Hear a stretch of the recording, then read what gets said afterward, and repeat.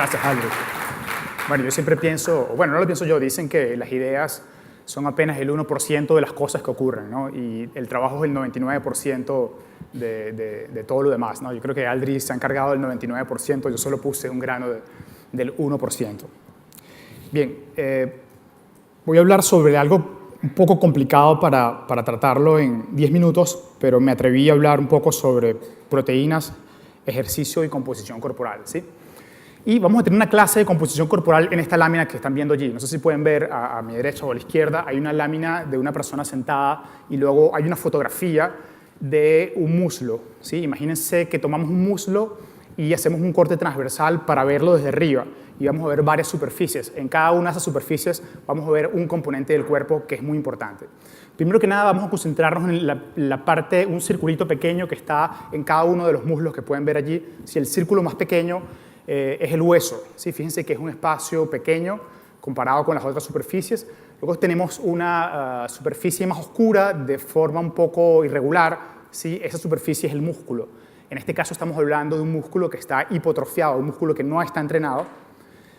Y toda la parte blanca que pueden ver en esa lámina es grasa, ¿sí? Tejido adiposo, mejor dicho. Y ese tejido adiposo en esta persona sedentaria, que es a quien pertenece esa resonancia magnética, es una persona de 74 años que seguramente en su vida no ha hecho mucha actividad física. Y justamente eso es lo que nos va a pasar si seguimos sentados 3 o 4 horas en el carro todo el día o si estamos sentados todo el día en nuestro escritorio, ¿sí? Es decir, que ese es el escenario que pueden esperar para sus músculos. Pero podemos hacer algo muy interesante, que es entrenar, ¿sí? En este caso, fíjense, tenemos la misma fotografía, la misma resonancia magnética, pero de una persona que tiene 70 años que hace triatlones, ¿sí? Quizás no todos deberíamos hacer triatlones o no todos tendríamos el tiempo para hacer triatlones, pero sin duda alguna el punto importante acá es que cuando hacemos actividad física podemos producir esos cambios impresionantes que se pueden ver en esa lámina, ¿sí? Fíjense en el hueso, tiene casi el doble de diámetro del hueso de la persona sedentaria. Usualmente pensamos en composición corporal solamente en músculo o en tejido adiposo, pero el hueso es un tejido que necesita estímulo y miren qué fuerte se puede poner, ¿sí? Luego fíjense en la parte muscular. Sí, es impresionante el cambio que podemos producir en nuestro cuerpo cuando hacemos actividad física. Y luego fíjense en la pequeña capa de tejido adiposo, ¿sí? Porque usualmente cuando entrenamos usamos ese tejido adiposo como fuente de energía. Entonces podemos lograr un cambio impresionante cuando entrenamos. Y bueno, luego van a haber otras conferencias sobre el tema de entrenamiento. Yo les voy a hablar un poco de proteínas, pero fíjense, esta es otra resonancia de una persona de 40 años que también hace triatlones. O sea, el punto es que cuando comparamos a la persona de 40 años con la de 70, ¿sí? La composición corporal es bastante parecida, ¿sí? Entonces esto tumba un mito que existe en este medio, que es que usualmente es normal que cuando envejecemos ganamos tejido adiposo y es normal que perdemos músculo. Bueno, eso es normal si no entrenamos, ¿sí? Nosotros podemos prevenir eso y podemos tener una óptima composición corporal entrenando.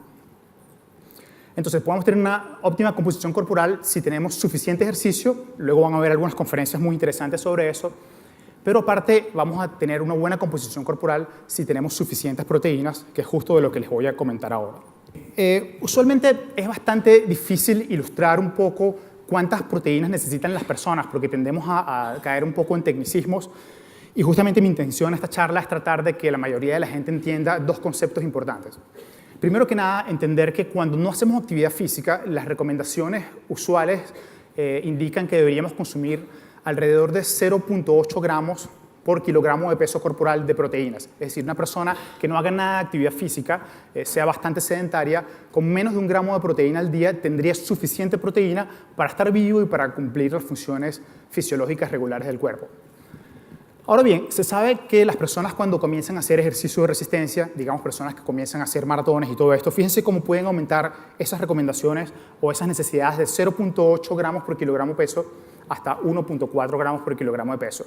Y se sabe que las personas cuando están relacionadas o cuando hacen actividad de fuerza, sin entrenamiento con pesas o ese tipo de estímulo muscular, pues los requerimientos pueden ser el doble a los requerimientos de una persona sedentaria. ¿Sí? Entonces no tengan la menor duda de que si ustedes entrenan, ustedes van a necesitar más proteínas para poder mantener esa composición corporal de la cual les estaba comentando, ¿sí? Ahora bien, yo quiero llevar esto un poco más al extremo, ¿sí? Vamos a redondearlo un poco también para hacer las cuentas más fácil. Yo quiero llevarlo al extremo y no hablar solamente de 1.7 en el caso de que yo quiera ser un poquito exagerado, llevarlo a 2 gramos, ¿sí? 2 gramos por kilogramo de peso, que es lo que vamos a hacer ahora. Y si nosotros, por ejemplo, consideramos una persona que pese 75 kilos, ¿sí? Y vamos a aportar estos 2 gramos de proteína por kilogramo de peso, pues es bien sencillo, simplemente tenemos que multiplicar esos 2 gramos por el peso corporal de la persona.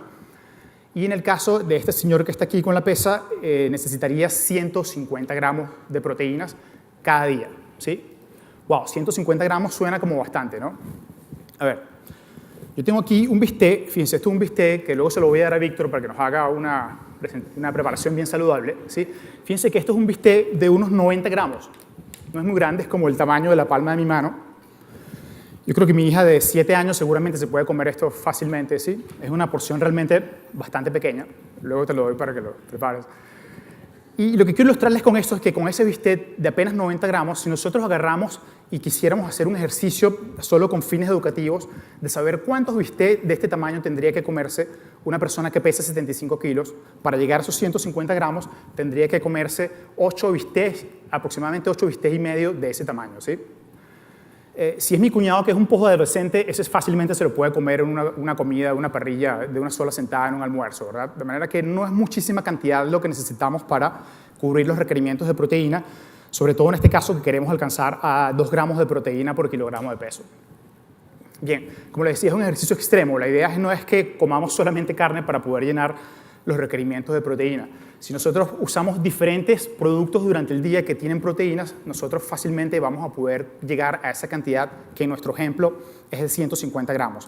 Por ejemplo, incluyendo proteínas en el desayuno, a merienda de media mañana, en el almuerzo, una merienda en la tarde y en la cena. Nosotros distribuyendo las proteínas durante el día con diferentes alimentos vamos a poder cubrir fácilmente ese requerimiento, ¿sí? Entonces, muy importante, sí necesitamos más, ¿sí? Pero cubrir ese requerimiento es realmente bastante fácil.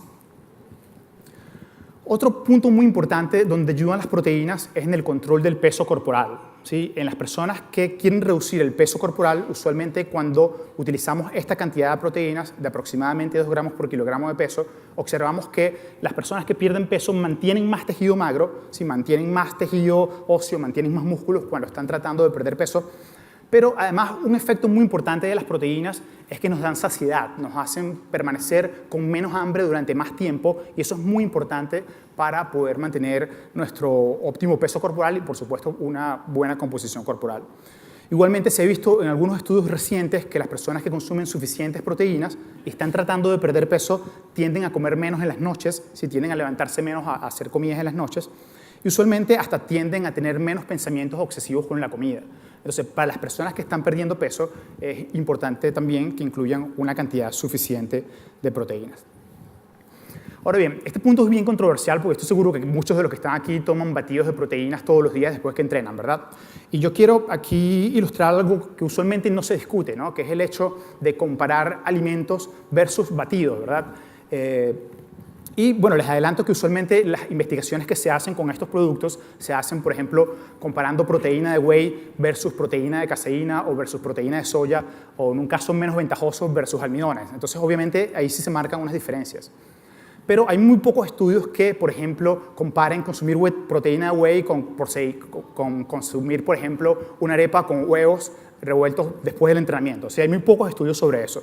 Pero simplemente viendo qué hay dentro de los productos y comparando lo que serían alimentos con suplementos, pues obviamente tomar un suplemento es muy fácil, es muy práctico y realmente ocurre en un momento preciso donde lo necesitamos, que es justamente después de entrenar. ¿Sí? Estos productos usualmente tienen proteína aislada, es decir, muchas veces tienen solamente proteína y más nada, y eso quizás no sea una ventaja, porque cuando lo comparamos con cuando consumimos una comida, ¿sí? Esa comida tiene otros nutrientes. Sí, tiene proteínas, pero además tiene vitaminas, minerales, grasas, carbohidratos, son otros nutrientes que también necesita nuestro cuerpo. Entonces, el punto aquí es que es muy importante tratar de individualizar lo que necesitan las personas. Es decir, no necesariamente porque todos entrenamos o porque todos queremos tener una buena composición corporal, debemos salir corriendo a tomar una merengada de proteínas después que entrenamos.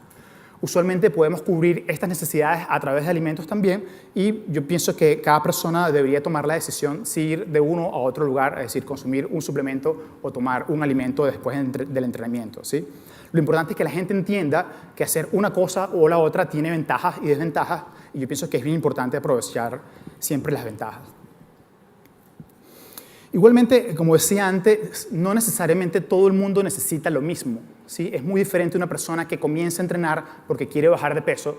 Eso es muy diferente a una persona que ya ha estado entrenando durante mucho tiempo y puede ir a entrenar, digamos, unas 4 veces a la semana, ¿sí? Y es muy diferente a lo que necesita una persona que entrena para competir, ¿sí? Son escenarios completamente diferentes y en todos esos casos la alimentación, y en este caso particularmente me refiero a su consumo de proteínas, y por supuesto también al consumo de calorías que tiene una estrecha relación en cómo el cuerpo aprovecha nuestras proteínas.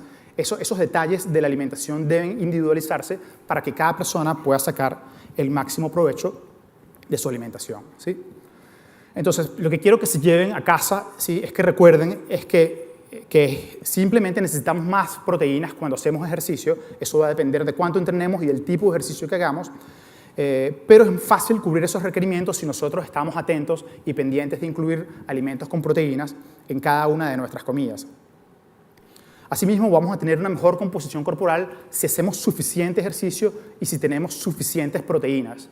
Y ojo, me gusta usar el término suficiente, ¿verdad? Porque a veces hablamos de alto o mucho y sin duda alguna podemos exagerar cuando lo estamos consumiendo.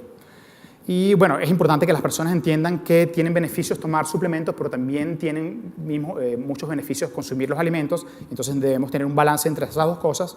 Y sin duda alguna es importante que personalicemos para las personas que van a consumir esas proteínas, estén entrenando o no, o el tipo de entrenamiento que hagan, ¿okay? Bueno, hasta aquí les hablo sobre proteínas, ejercicio y composición corporal. Yo también quiero invitarlos a mi blog, que es muy sencilla la dirección. Es básicamente minombre.com y allí pueden tener más información sobre este tema y otros temas relacionados con las ciencias del deporte, ¿sí? Muchas gracias.